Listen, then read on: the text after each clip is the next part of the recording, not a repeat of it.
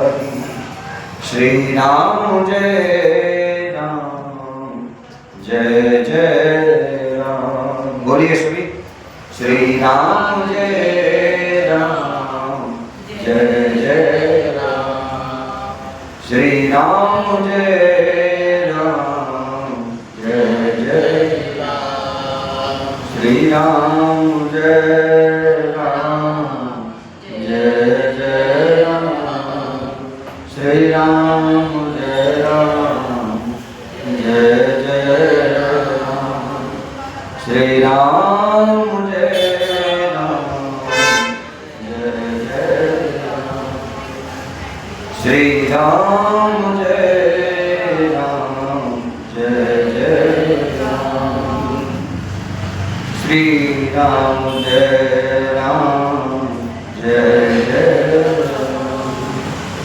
श्री राम जय राम जय जय राम। बड़े भक्तवत्सल भगवान की, श्री सीतारामचंद्र भगवान की, श्री राधा कृष्ण भगवान की, श्री रुक्मिणी विठल भगवान की, श्री पंढरीनाथ भगवान की। परम मंगल में भगवान प्रभु श्री रघुनाथ जी की असीम कृपा, हम आप सभी भगवान श्री राघवेंद्र के चरणाश्रित होकर के उनकी मंगलमयी कथा हम आप सभी श्रवण कर रहे हैं।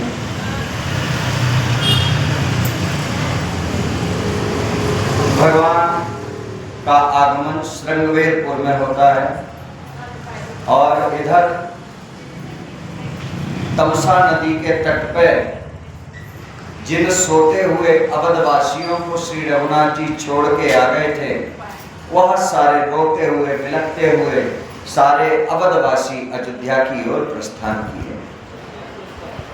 सब अयोध्या पहुंच गए। राम दरस हित नेम व्रत, लगे कर्ण नर नार। और मनहु को की कमल, दीन बीन तमार। सारे अवधवासी अयोध्या लौटे। सबने राम जी के दर्शनों के लिए अपने जीवन में व्रत धारण कर लिया कि 14 वर्ष जल्दी बीत जाए। इसके लिए उन्होंने अपने जीवन में सबने व्रत धारण किया। क्या व्रत लिए? बोले 14 वर्ष तक किसी ने शपथ खा ली कि मैं अपने घर में दिया नहीं जलाऊंगा। अरे दिया जलाएं और जला करके हम किसका मुख देखें? जब राम नहीं तो फिर किसका मुख देखें? दीपक के प्रकाश में तो श्री रघुनाथ जी का ही मुखारविंद सुंदर लगता है। किसी ने अपने घर में दिया न जलाने का व्रत लिया, किसी ने अन्न न खाने का व्रत लिया। हमारे राघव अन्न का त्याग किए हैं 14 वर्ष के लिए, तो हम भी अन्न नहीं खाएंगे। हम भी कंद मूल फल आहार लेंगे, दूध का आहार लेंगे, पर हम फलों का अन्न ग्रहण नहीं करें। किसी ने अन्न का व्रत लिया। किसी के घर में बधाइयां नहीं बजती, किसी के घर में गीत वाद्य नहीं होता, गाएं तो किसको सुनाएं? जब राम नहीं तो फिर क्या है, किसको सुनाएं? इसलिए गाना बजाना सब बंद हो गया। मानो अयोध्या इधर शमशान बन गई हो, सूनी हो गई। यहां तक है कि राम जी चले गए तो किसी ने भी अपने बेटा बेटी का विवाह नहीं किया। बोलो, इतने कड़े नियम, कड़े व्रत लोगों ने ले लिए। बोले बेटा बेटी की शादी होगी तो बैंड बाजा बजेगा, और उन बैंड बाजों की शोभा तो रघुनाथ जी से है। नाच के दिखाएं, किसको दिखाएं? अपने परमात्मा को नाच के दिखाना था। वह आज नहीं है तो फिर दुनिया को क्या नाच करके दिखाए। तो लोगों ने बिलक बिलक व्रत धारण कर लिए। कभी कभी लोग एकांत में बैठे रहते हैं, कोई किसी से बात नहीं करता, रोते रहते हैं। राम जिस मार्ग से गए थे उस मार्ग को देखते रहते हैं। बहुत से लोग एक एक दिन गिनते रहते हैं, आज राम जी को गए हुए इतने दिन हो गए।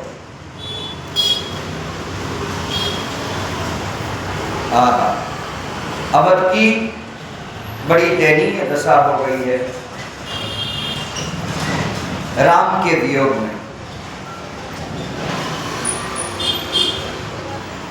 लिखा है गोस्वामी जी ने, एक ही दुआ लिखा है कि राम दर्श हितनेम व्रत। ये सारे व्रत राम जी के दर्शनों के लिए हो रहे हैं। परमात्मा कृपा करे कि जल्दी से हमें फिर से हमारे श्री रघुनाथ जी का दर्शन हो जाए। ऐसे ऐसे अवधवासी व्रत धारण करते हैं। मेरे परमात्मा का पदार्पण श्रृंगवेरपुर में होता है। श्रृंगवेरपुर के राजा निषाद राज गुह को पता लगता है। गुह राज अपने परिवार के साथ जो है भगवत दर्शन के लिए आते हैं और भगवान निषाद राज गुह को अपने अंक में भर लेते हैं। कल मैंने कथा सुनाई थी विस्तार से। भगवान जाने का कहते हैं कि निषाद हमको जाना है, भाई हमें जाने दीजिए। तो निषाद ने एक बड़ी अच्छी दलील पेश की भगवान के सामने। बोले प्रभु आप तो चले जाएंगे मगर मेरे जो गांव वाले हैं ना सब बाहर गए हैं और मैं उन सबका राजा हूं। राजा का धर्म है प्रजा, जो राजा सुख भोग रहा है वह सुख प्रजा को भी भोगने का अधिकार है। अब मुझे तो राम जी आपका दर्शन हो गया मगर ये मेरी प्रजा आपके दर्शन के बगैर रह जाएगी और हमारे घर भगवान आए हैं। और यह बात जब प्रजा वाले सुनेंगे कि अकेले अकेले राजा ने भगवान का दर्शन कर लिया और हमें भगवान का दर्शन नहीं कराया, तो फिर मैं इस बात को सहन नहीं कर पाऊंगा। भगवान आज की रात्रि आप उठ जाइए और जो है सारे लोग आ जाएं, उन सबको दर्शन दीजिए। भगवान निषाद की बात से प्रसन्न हो गए। रात्रि को भगवान ने विश्राम किया है शीशम के वृक्ष के नीचे। शीशम जानते हैं वृक्ष, बहुत उसकी लकड़ी बहुत मजबूत होती है शीशम। तो हमारे यहाँ राजस्थान में तो शीशम बहुत पाया जाता है, यहाँ भी होता होगा शीशम, मैंने तो खैर नहीं देखा है। हाँ, गांव खेड़े में तो होता होगा, शहरों में तो बहुत सारे वृक्ष नहीं मिलते हैं, मगर गांव खेड़े में तो ऐसा क्या है कि जो पैदा न होता है, सब चीज़ें तो गांव में ही पैदा होती हैं और शहरों में तो सारी चीज़ें मिटती हैं, है ना। गांव में तो लोग पैदा करते हैं और शहरों में लोग मिटाते हैं। आप देखिए महाराज, कितने बड़े बड़े पेड़ हुआ करते थे, सब काट दिए गए, बड़ी बड़ी बिल्डिंगें खड़ी हो गई, मिटा दिए। बड़े बड़े पहाड़ थे, सब पहाड़ जो है नष्ट कर दिए गए हैं। तो शहरों में तो मिटता है और गांव में हमारे एक मित्र थे, आपको सत्य बता रहा हूँ, मेरे साथ रहते थे। तो वो जब कभी भी हमारे साथ मेरे साथ कभी गांव आते थे तो एक ही बात कहते थे, तो मुझे व्यास जी बोलते थे और बोले व्यास जी, शहरों की जिंदगी है सिर्फ खाने कमाने की, मगर जीवन वाकई में देखा जाए तो गांव का ही जीवन। बोले गांव जैसा जीवन आदमी खुल के जीता है। शहरों का आदमी 60-70 साल पर टै बोल जाता है और गांव का आदमी बेचारा 80 साल में भी दौड़ लगाता है। कहाँ बाबा किधर गया? बोले अजोबा खेत पे गया है। और यहाँ पूछो 70 साल का बाबा किधर है? बोले हॉस्पिटल में पड़ा है। फर्क है। गांव की जिंदगी, गांव में सिर्फ एक ही चीज, एक हमारे पंडित जी वो मित्र कहते थे, बोले गांव में से अगर पंडित जी एक चीज निकल जाए ना, क्या बोले ये एक दूसरे की जो टांग खींचते रहते हैं, तो बोले गांव से बढ़िया जिंदगी कहीं नहीं। गांव की इतनी प्यारी जिंदगी है, आप किसी के भी साथ उठ लो बैठ लो, आपका 4 लोग खड़े होंगे, उनमें आपका एक दुश्मन भी खड़ा होगा, बातों ही बातों में आपकी कब मित्रता हो गई, दुश्मनी कब बदल गई पता नहीं लगता। तो निषाद ने वही प्रार्थना किया कि भगवान आप सबको दर्शन कराइए। शीशम के वृक्ष के नीचे जो है भगवान को एक बढ़िया कुसा की चटाई बनाते हैं और उसमें बढ़िया फूल अपने हाथों से, जितने भी गांव के लोग हैं बढ़िया फूल लगाते हैं, जिससे कि ज़्यादा से ज़्यादा कोमल सैया बन सके भगवान को शयन करने के लिए, क्योंकि भगवान थोड़ी ना चटाई पे सोएंगे, ये तो राजकुमार है। तो जितना कोमल हो सके उतना कोमल बनाने का सभी ग्रामवासियों ने भगवान के लिए सैया को प्रयास किया, और आज ऐसा हुआ कि भगवान सो ही गए, ऐसी नींद आई भगवान। अच्छा, तमसा के किनारे भगवान आधी रात में ही जाग गए, क्योंकि वहां पर पत्थर का तकिया लगा के सोए तो जो है सुमंत जी को रोना आ गया देख करके, और यहाँ कोमल सैया मिली है, भगवान आराम कर रहे हैं। जितने भी नगरवासी हैं श्रृंगवेरपुर के सब पहरा दे रहे हैं। आज जब निषाद ने भगवान को जमीन पर लेटे हुए देखा तो निषाद को विषाद हुआ। जैसे गीता में अर्जुन विषाद योग है, हाँ, उसमें अर्जुन को होता है तो भगवान श्री कृष्ण से कहता है, माधव शयनयोर भयोर मध्य रथम स्थापय मेच्युत। दूसरे अध्याय विषाद होता है, वहां कहता है, हे माधव आप मेरा रथ जो है दोनों सेनाओं के बीच ले चलो, और अर्जुन का रथ भगवान दोनों सेनाओं के मध्य में लेके आते हैं। और वहां क्या देखते हैं, बोले सामने गुरुदेव खड़े, गुरु द्रोणाचार्य। गांडीव नीचे पटक दिया और भगवान से अर्जुन कहने लगा, गुरु न हत्वा हे महानुभावा श्रेयो कुटुंबे क्षम प्रिय लोके हत्वार्थ कामास्तु गुरु निहैव भुंजीय भोगं रुद्रा प्रदिग्धं। अरे गुरु को मार करके अगर मुझे कोई वैकुंठ की भी संपत्ति दे तो भी मैं स्वीकार नहीं करूं। वहां अर्जुन को विषाद हुआ, मेरे मामा, मेरे चाचा, मेरे भाई, मेरे सगे संबंधी, अरे हमारे परिवार के वयोवृद्ध भीष्म पितामह, इनको मार करके क्या मैं राज्य चाहूंगा? यह अर्जुन को विषाद हुआ। भगवान ने कहा, असुश्चानन वसुश्चस्त्वं प्रज्ञावादाश्च वाससे गतासून अगतासूश्च नानुशोचन्ति पंडिता। वहां भगवान ने बड़ा सुंदर जो है ज्ञानोपदेश अर्जुन का विषाद मिटाने के लिए किया है। बोले अर्जुन, ये आज तुम्हारे हैं, ठीक है, मैं भी मानता हूं, मगर ये सब अधर्मी हैं, ये सब अधर्मी हैं। अगर तुम्हें धर्म युद्ध लड़ना है, गीता का पहला ही श्लोक है, धर्म क्षेत्रे कुरुक्षेत्रे समवेता युजत्सवा मामका पांडवाश्चैव किम कुर्वत संजय। दूसरा श्लोक है। तो वहां भगवान वेदव्यास जब गीता को लिखते हैं या भगवान के मुख से, गीता तो भगवान के मुख से निकली है, गीता गंगोदकम पीत्वा, गीता तो ठाकुर जी का मुख है। महाभारत के भीष्म पर्व में से गीता आई है ना, भीष्म नाम का जो पर्व है उसी में से 750 श्लोक ये गीता है। तो वहां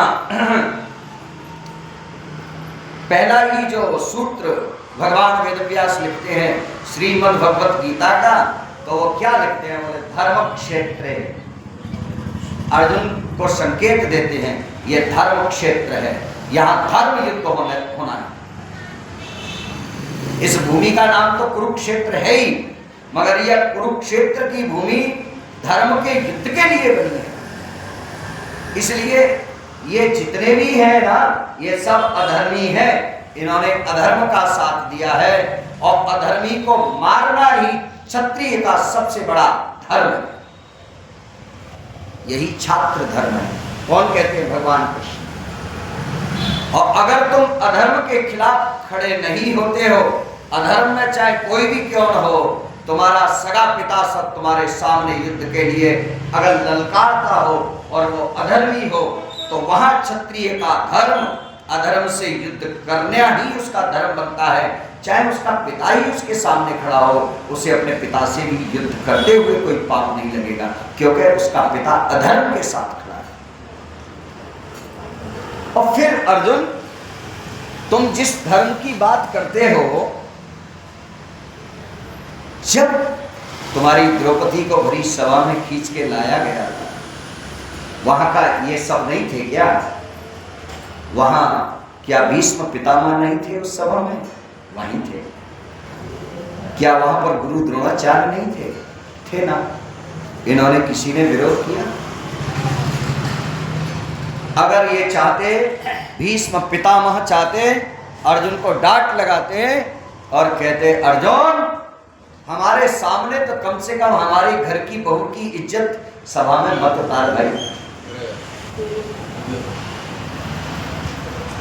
गुरु द्रोणाचार्य की भी तो शिष्य की बहू है, शिष्य की पत्नी है, तो गुरु द्रोणाचार्य के लिए तो वह पुत्री के समान हो गई। क्या उन गुरु द्रोणाचार्य ने कभी विरोध किया? नहीं।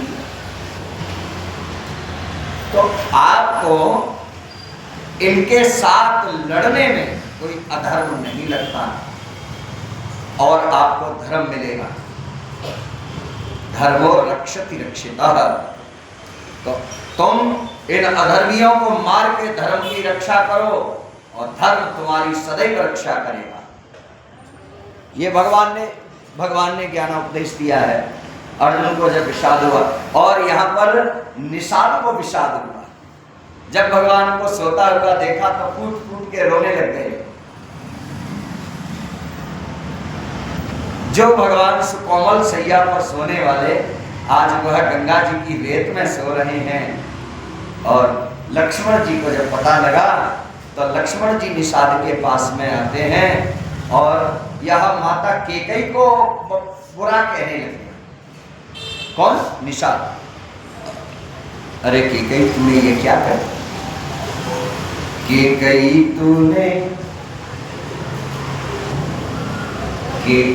तूने लूट लिया दशरथ के खजाने को। गाइए। केकई तूने लूट लिया दशरथ के खजाने को। केकई तूने लूट लिया दशरथ के खजाने को। तू तरसेगी रानी, तू तरसेगी रानी, तू तरसेगी रानी, मांग अपनी सजाने को। तू तरसेगी रानी, मांग अपनी सजाने को। केकई तूने लूट लिया दशरथ के खजाने। तो केकई को बुरा भला कहने लगे। ये केकई ने क्या किया? तब लखनलाल जी आते हैं निषाद के पास में। वैसे तो लखनलाल जी का स्वभाव हमेशा क्रोधी सा है, बात बात में क्रोध करते हैं, थोड़े चंचल हैं, जल्दी करना वाला, जल्दी काम करने वाला स्वभाव है लखनलाल जी का। मगर आज लखनलाल जी का जो स्वभाव यहाँ समझ में आया ना, मानो कोई बहुत बड़ा ज्ञानी बोल रहा, कोई बहुत बड़ा महामंडलेश्वर महात्मा बोल रहा हो। आज इतनी ज्ञान की चर्चा लखनलाल जी ने निषाद के साथ में। निषाद से कहा, भैया तू क्यों रोता है? बोले देखो ना महाराज, भगवान कैसे जमीन पे ले गए। तो लखनलाल जी ने बड़ी सुंदर बात कही। क्या कहा? बोले काहू न को सुख दुख कर दाता और निज कृत कर्म भोग सब भ्राता। बोलिए सब लोग, काहू न को सुख दुख कर दाता निज कृत कर्म भोग सब भ्राता। अरे निषाद, इसमें रोने की क्या बात है भैया? ये तो संसार का नियम है कि इस संसार में जो पैदा हुआ है अपना कर्म भोगने के लिए पैदा हुआ है। इसमें तुम माता कैकेयी को दोष दे रहे हो, इसमें मां कैकेयी का कोई दोष नहीं है, सब अपने कर्मों का दोष है। लखनलाल जी कह रहे हैं, कोहू न काहू सुख दुख कर दाता। ये लखनलाल जी की चौपाई इतनी बढ़िया है ना। बहुत से लोग आके कहते हैं, पंडित जी हम अपने बच्चे के लिए कुछ काम करें, भजन करें, जप करें, तो क्या वो हमारे बच्चों के लिए लगेगा? मैं उनको यही चौपाई बताता हूँ, भैया कोई किसी के सुख दुख का साथी नहीं है, कोई किसी के कर्म का साथी नहीं है। अगर आपने अन्न खाया है तो आपका ही पेट भरेगा, आपके बेटे का पेट नहीं भरेगा। आपने भजन किया है तो पुण्य आपको मिलेगा, अन्य किसी को नहीं। आपको कांटा लगा है तो दर्द आपको होगा, किसी और को दर्द नहीं होगा। कोई किसी के सुख का साथी नहीं। इस संसार में जितने भी जीव हैं, सारे जीव अपना प्रारब्ध भोगने के लिए आए हैं। किसी का परमात्मा ने इतना बढ़िया प्रारब्ध बना दिया है कि उसे कुछ करने की जरूरत नहीं है, फिर भी आराम से मजे से बैठा है, ठाठ से बैठा है, आगे पीछे लोग लगे पड़े हैं। उसका प्रारब्ध है, उसका अपना कर्म है। और किसी का प्रारब्ध परमात्मा ने ऐसा बना दिया है कि दिन रात गधे की तरह मेहनत कर रहा है, फिर भी 2 वक्त की रोटी के लिए तरस रहा है। ये समझने की बात है। लोग कहते हैं कि मेहनत करने से धन मिलता है, मेहनत करने से धन मिलता है। तो आज दुनिया के जितने मजदूर हैं ना, सब धनवान होते हैं। ध्यान रखना, मजदूर सब धनवान होते कि नहीं होते? है? अगर मेहनत से ही धन मिलता तो धन प्रारब्ध से मिलता है।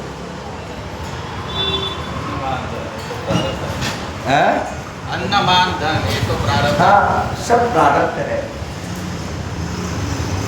कोई किसी के सुख दुख का साथी नहीं है। लखनलाल जी कहते हैं, जोग वियोग भोग फल मंदा हित अनहित मध्यम भ्रम फंदा जन्मो मरणो जहाँ लगे जग जालू संपत्ति विपत्ति कर्म और भालू। जो आप कह रहे हो ना, वही बात तुलसीदास जी ने यहाँ स्पष्ट लिखी। क्या लिखा? योग वियोग भोग, ये सब प्रारब्ध का खेल है भैया। किससे मिलना है, किससे जुलना है, किससे प्रेम होगा, किससे दुश्मनी होगी, किससे शत्रुता होगी, यह सब प्रारब्ध का खेल है। और जन्म मरण जहाँ जहाँ जल लागू, जन्म मृत्यु संपत्ति विपत्ति, यह सब अपने प्रारब्ध का खेल है। कितनी बढ़िया बात बता रहे हैं, समझ रहे हो ना? बोलो एक बार प्रेम से राम। अरे भैया, भगवान की विचित्र लीला देखो। आदमी सपने में तो भिखारी राजा बन जाता है, और राजा भिखारी मिल जाता। लखनलाल जी कहे सब क्या परमात्मा की विचित्र लीला है। जिन राम जी को आज अवध की गद्दी पर शोभित होना था, देख लो परमात्मा की लीला, देख लो प्रारब्ध का खेल, आज वह राम चटाई पर सो रहे।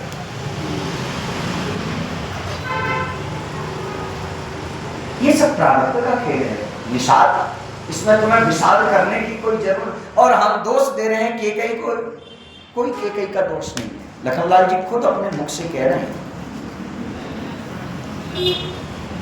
केकई का क्या दोष है। सपने हो भिखारी कृपा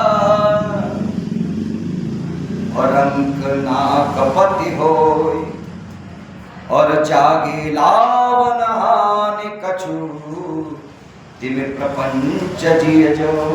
कितनी बढ़िया बात कही है। राजा सपने में भिखारी हो जाए, भिखारी सपने में राजा बन जाए। बहुत से लोग देखते हैं सपने में जंगल गए और जंगल में सामने से शेर आ गया, और शेर आने को जैसे ही हमारे ऊपर खाने को झपट्टा मारता है, नींद खुल गई, देखा न वहां जंगल न शेर, और हम घबरा गए, धड़कनें तेज हो गई और पकड़ ली छाती। ये क्या था? देखा तो ये स्वप्न था। तो वहां लखनलाल जी कहते हैं इसी प्रकार ये संसार एक स्वप्न है, स्वप्न मात्र। मगर जिसको जो जाग गया है, जो जागृत है, उसको इस स्वप्न का कोई फर्क नहीं पड़ता। जागृत का मतलब क्या है? जिसका विवेक जाग गया है। विवेक यानी जिसे संसार का ज्ञान हो चुका है, उसका उसके ऊपर इस स्वप्न का कोई असर होता ही नहीं है। क्या कह रहे हैं? मोह निशा जग सोमनिहारा। बड़ी गजब की चौपाई है, बोलिए सब लोग। मोह निशा सब सोमनिहारा, और देखिए स्वप्न अनेक प्रकार। बोलिए, मोह निशा सब सोमनिहारा, और देखिए स्वप्न अनेक प्रकार। अरे भैया देखो, एक स्वप्न होता है रात्रि में सोते समय देखते हैं, मगर रात का जो सोया हुआ सोते हुए समय जो स्वप्न देखते हैं वो थोड़ा छोटा होता है, पर लगता तो हमको यथार्थ है कि नहीं?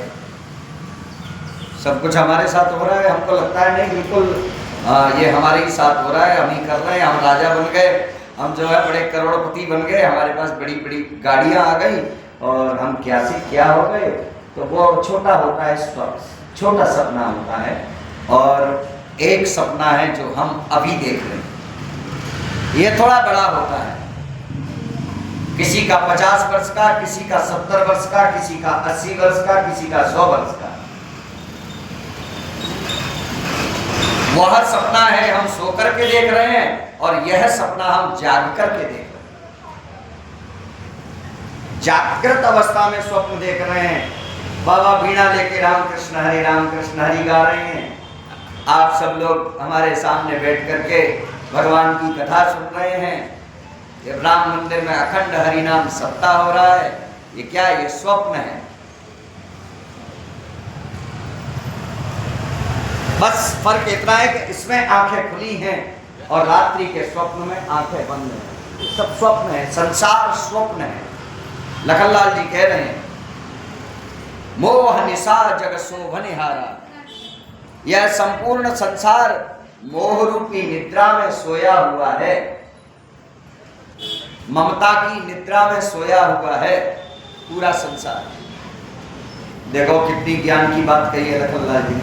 आपको लगता था कि लखनलाल जी इतने ज्ञानी होंगे, बस एक ही बात सुनी होगी, लखनलाल जी तुरंत तीर निकाला, दूसरे के ऊपर एकदम टूट पड़े। मगर लखनलाल जी तो बड़े महामंडलेश्वर निकले, है ना। और क्या कह रहे हैं, यही जग जामिनी जागन जोगी परमारती प्रपंच वियोगी। इस स्वप्न को जो ठीक से समझ लेता है वह तो योगी है। वो कौन है? योगी। योगी लोग रात्रि में जागते हैं, जाग करके रात्रि में भगवान का भजन करते हैं। भोगी रात्रि में सोते हैं, योगी रात्रि में जागेंगे, भगवान का ध्यान करेंगे, भगवान का भजन करेंगे। और भोगी सोएगा, उल्टा करेगा।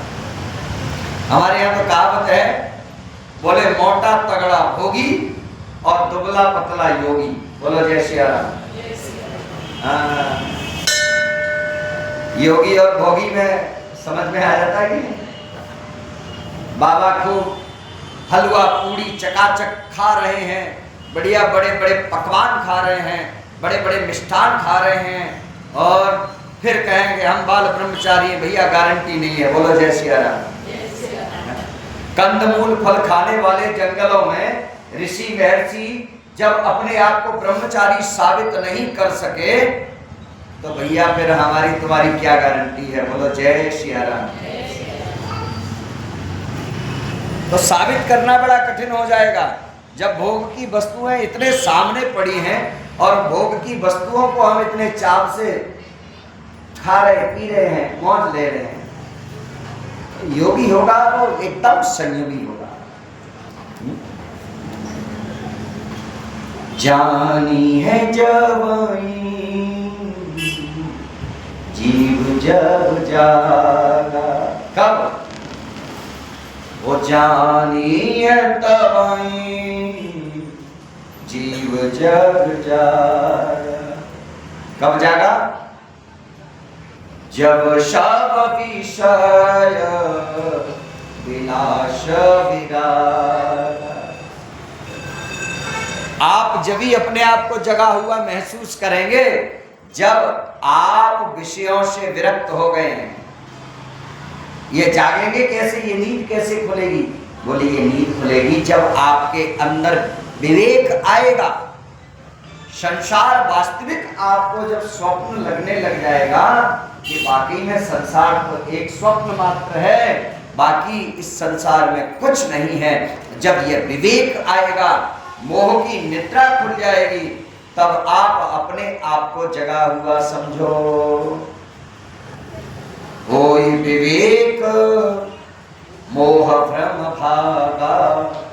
जब विवेक होगा तो मोह रूपी भ्रम भाग जाएगा। तब रघुनाथ चरण अनुरागा। कितनी बढ़िया बात कह रहे हैं। तब रघुनाथ चरण अनुरागा।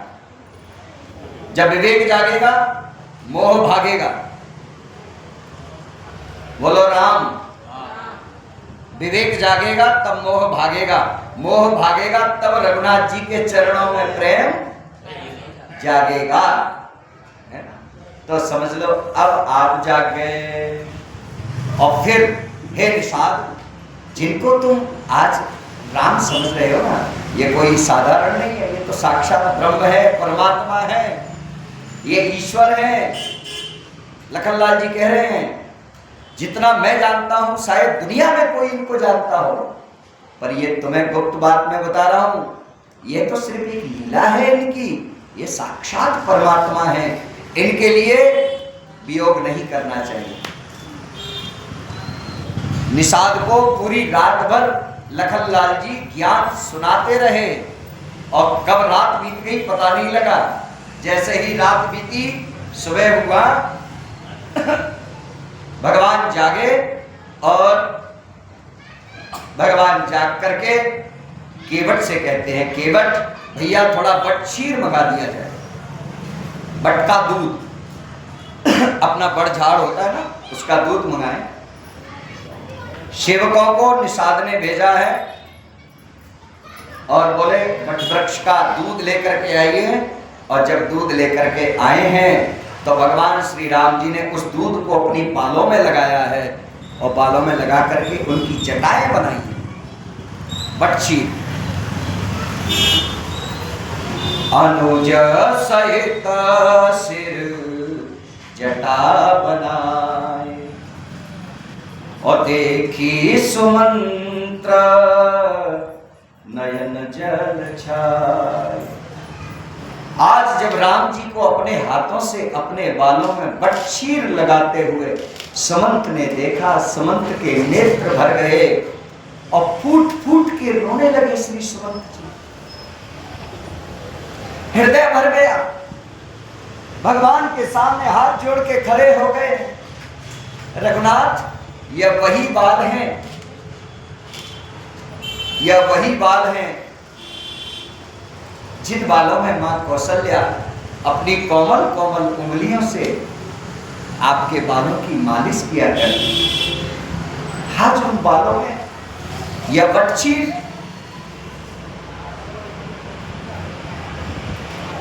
देख देख कर के श्री रो रहे हैं। आज मैंने देख लिया, वाकई में हम आज अनाथ हो गए। रघुनाथ, हम अनाथ हो गए। वैसे तो सबके नाथ ही रघुनाथ है, इनका नाम ही रघुनाथ है। क्या नाम है? रघुनाथ। बहुत सारे नाम है राम जी के, है ना? तो अनंता अनंत नाम भगवान के विष्णु सहस्त्र नाम में आप पढ़िए, सहस्त्र नाम मिल जाते हैं। और यहां निषाद ने रोना चालू किया है और रघुनाथ जी से कहा है, रघुनाथ जी मैं आपको एक बात बताऊं, महाराज ने मुझे आते समय हाथ जोड़ करके खड़े हुए एक आज्ञा दी थी, मैं आपसे बता रहा हूं। क्या आज्ञा दी थी? बोले सुमंत, राम जा रहा है तो तुम राम के साथ पीछे रथ लेकर के जाओ और 2-4 दिन जंगल घुमा करके सुरसरी में स्नान करा करके राम को वापस ले आना। महाराज, आपके पिता की दूसरी आज्ञा थी, अगर आपका धर्म ये कहता है कि मैं पिता की आज्ञा ही मानना चाहता हूं। सुमंत ने बड़ी अच्छी दलील पेश की है, ध्यान देना। अगर आपका धर्म आपके सामने आता है और आपका धर्म अगर ये कहता है कि मुझे पिता की आज्ञा ही माननी है, तो देखो राम, आपके पिता की पहली आज्ञा है आपको वन में जाना, मगर उन्हीं आपके पिता की दूसरी आज्ञा है कि 2-4 दिन वन दिखा करके सुरसरी में स्नान करा करके और वापस मेरे राम को लौटा के ले आना। सुमंत, अब आपने पिता की पहली आज्ञा तो मान ली, सुमंत जी कह रहे हैं आप वन में आ गए, अब उनकी दूसरी आज्ञा का क्या होगा? क्या आप उनकी दूसरी आज्ञा को स्वीकार करेंगे? सुमंत की दलील अपनी जगह पे सही है, मगर राम जी ने कहा, सुमंत जी आप ठीक कहते हो, मेरे पिता की जो पहली आज्ञा है ना, वह वाकई में मेरे पिता की आज्ञा है, मगर जो दूसरी आज्ञा है वह मेरे पिता की आज्ञा नहीं है। सुमंत जी कहते हैं, प्रेम से बोलो राम, पहली आज्ञा तो मेरे पिता की है कि राम वन में जाएं, मगर दूसरी आज्ञा मेरे पिता की नहीं है। सुमंत जी, तो फिर किसकी आज्ञा है? बोले वो दूसरी आज्ञा मेरे पिता के ममता की आज्ञा है, मेरे पिता की आज्ञा है।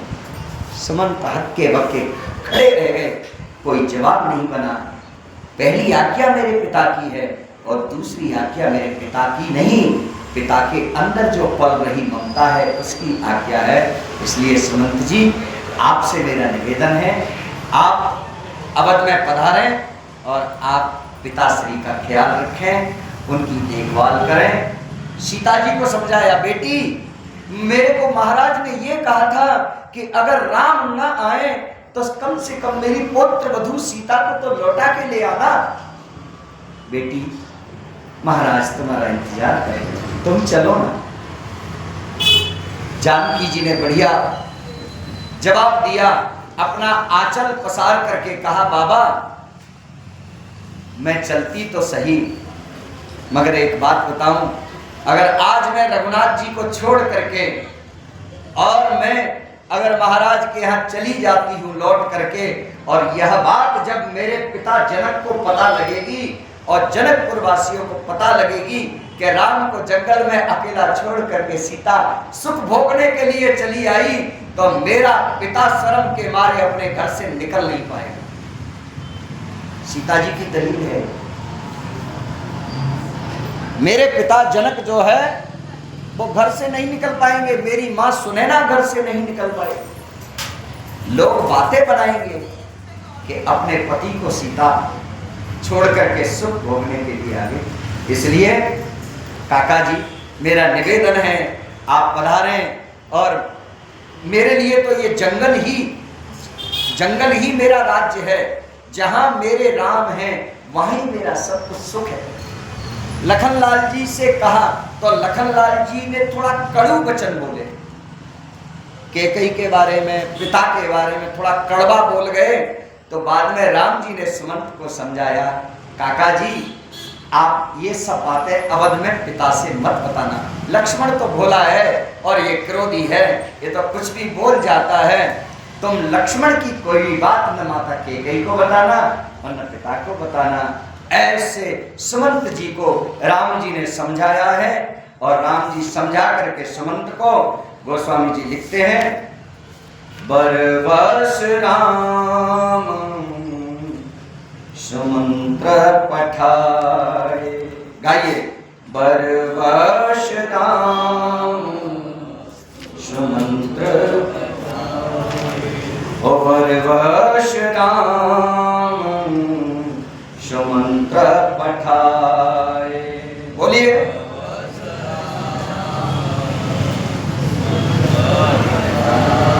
बरबस जबरदस्ती राम जी ने सुमंत जी को भेजा। जाना नहीं चाहते हैं सुमंत जी, मगर बरबस उनको कहा, नहीं आपकी जरूरत मुझे नहीं, आप अयोध्या के प्रधानमंत्री हैं, आपकी जरूरत अवध को है महाराज, आप लौट जाए। बरबस राम सुमंत्र पठाए, बरबस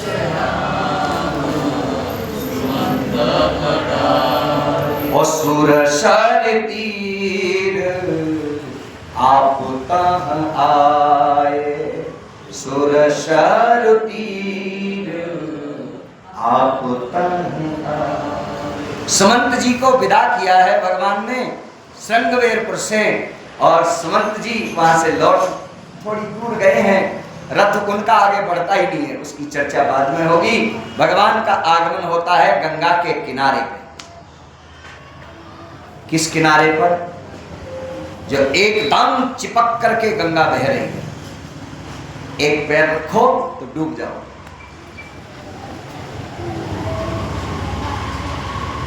उसी गंगा के किनारे पर एक नाव है, उस नाव में बैठा हुआ है एक केवट, और भगवान जाते ही उससे मांगना चालू कर देते हैं। प्रेम से बोलो राम। वैसे तो सारा जगत भगवान से मांगता है। आप रामायण में देखिए, ब्रह्मा जी मांगते हैं, सनकादिक भगवान मांगते हैं, शंकर जी मांगते हैं, पार्वती मांगती हैं, सब राम जी से मांगते हैं। मगर यह प्रसंग एक ऐसा आया कि यहाँ भगवान ने उल्टा मांगा। हाँ, क्या मांगा? गाइए केवट के प्रसंग को। यह प्रसंग इतना बढ़िया प्रसंग है कि इस पर समय 15 मिनट का बचा है। ये तो घंटों का प्रसंग है, केवट का प्रसंग है। मांगी नावन केवट आना, मांगी नावन केवट आना। भगवान ने मांगा है, क्या मांगा है? बोले नाव मांगी है। किससे मांगी है? केवट से। केवट कहां बैठा है? गंगा के घाट पे। गंगा क्या है? भक्ति। गंगा क्या है? भक्ति। और वो भी कौन सी भक्ति? देखो, नदी के दो पार्ट होते हैं, आप देखेंगे नदी के दो पार्ट होते हैं। एक पार्ट जो होता है नदी का वो एकदम चिपक करके बहता है, और एक पार्ट जो होता है नदी का वो जब आप जाएंगे तो आपको रेत मिलेगा है, और थोड़े बहुत खेत भी आपको मिलेंगे। फिर धीरे धीरे आप नदी में प्रवेश करोगे तो इतना इतना पानी, फिर इतना इतना पानी, फिर धीरे धीरे पानी बढ़ेगा। तो जो नदी का दूसरा पार्ट होता है जहाँ लोग खेती भी कर लेते हैं, अपनी फसल भी उगा लेते हैं, सब कुछ कर लेते हैं, तो इन गंगा के दो घाट हैं, एक उस तरफ और एक इस तरफ। जिस तरफ राम जी खड़े हैं, केवट नाव लेके खड़ा है, वह घाट पे गंगा एकदम चिपक के बह रही है। और वो जो घाट, इस घाट को निष्काम घाट कहा, उस घाट को सकाम घाट कहा, क्योंकि वहां सब कुछ मिलता है। तो निष्काम घाट पर केवट अपनी नाव लेके बैठा है। कौन से घाट पर? निष्काम घाट पर। इसे कोई कामना नहीं है। भक्ति क्या है? भक्ति वही है जिसमें कोई कामना नहीं है। और भक्ति में कामना आ गई तो आप निष्काम नहीं हैं। बात समझ रहे हो? केवट निष्काम घाट पर बैठा हुआ है, इसलिए।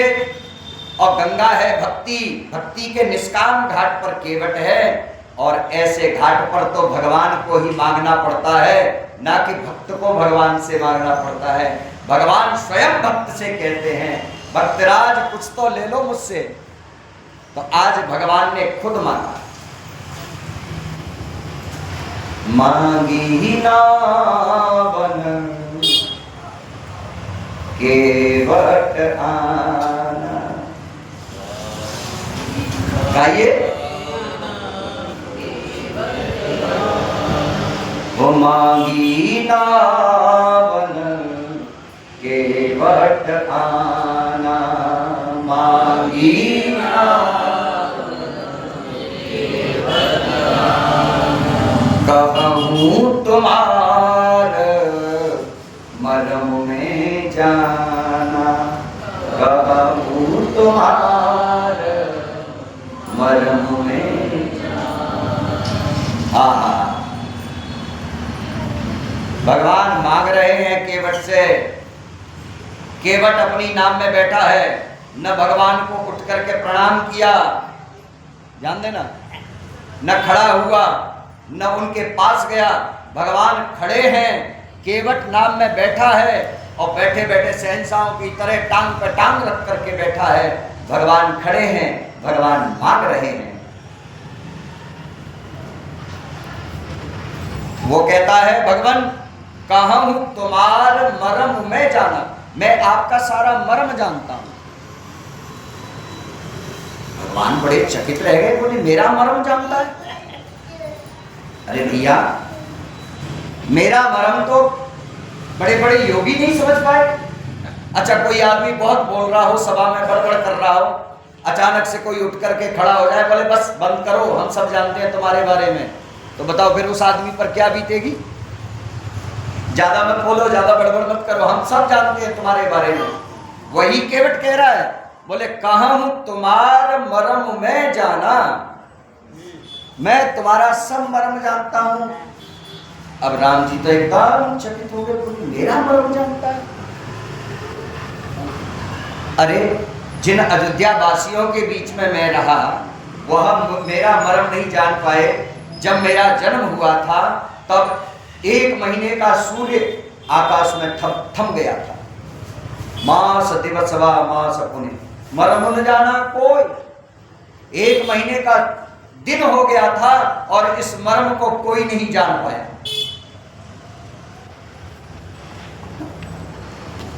जब धनुष तोड़ा उस समय सूर्य की गति रुक गई।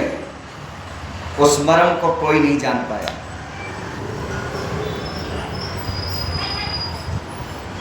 अरण्य कांड में सीता जी को भगवान अग्नि में प्रवेश कराते हैं।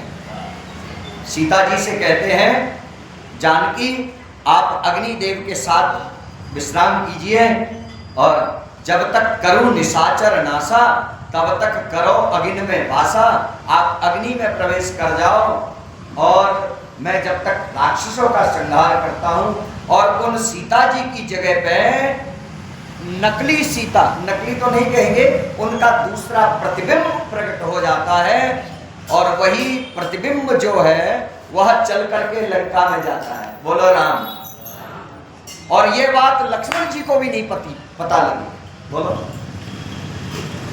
ये बात राम जी खुद अरण्य कांड में कहते हैं, लक्ष्मण हूं कछु मरम न जाना और जो कछु चरित रचा भगवान। अरे मेरे साथ दिन रात रहने वाला मेरा लक्ष्मण मेरा मर्म नहीं जानता और केवट कहता है, कहां हूं तुम्हार मर्म में जाना। जिस पिता के अंश से मैंने जन्म लिया वह पिता मेरा मर्म नहीं जानता। अगर वो मर्म जानता होता तो घर में पड़े पड़े राम राम नहीं करता। वो कहता, जिस घर में राम नहीं उस घर में मेरा क्या काम। मेरा राम चला गया तो मुझे भी उसके साथ ही जाना। अगर वो मेरा वास्तविक मर्म जानते तो वो मेरे साथ रहते। केवट तुम मेरा मर्म जानते हो। हाँ महाराज, क्या जानते हो?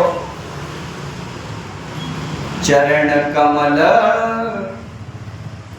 रज कहूं सब कहीं और मानुष करनी मोर कछु अहं।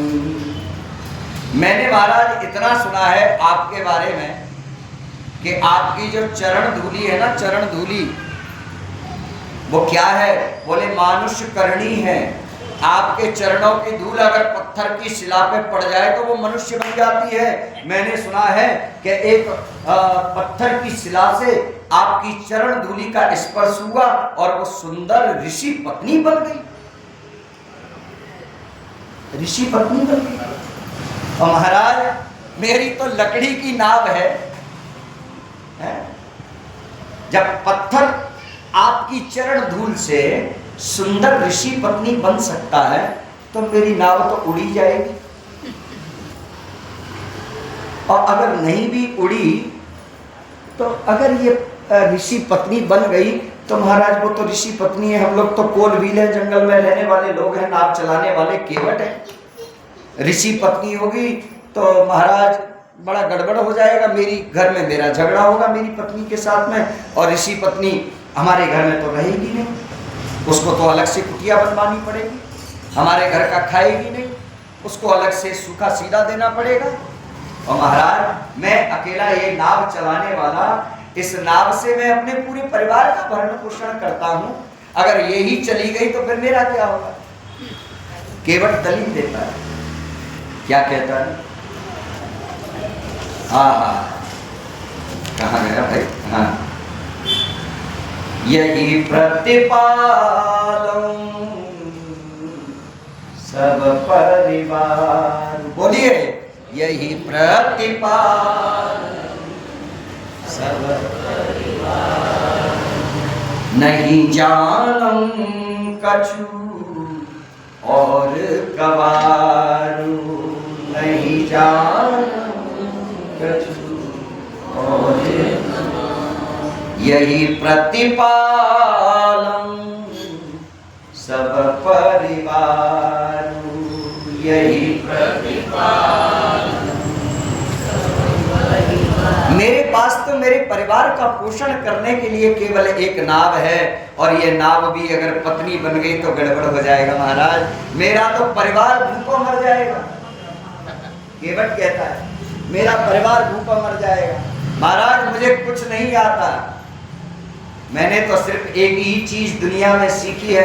आप कहें कि दूसरा कोई काम कर लेना, मुझे दूसरा काम आता ही नहीं है, तो मैं करूंगा क्या?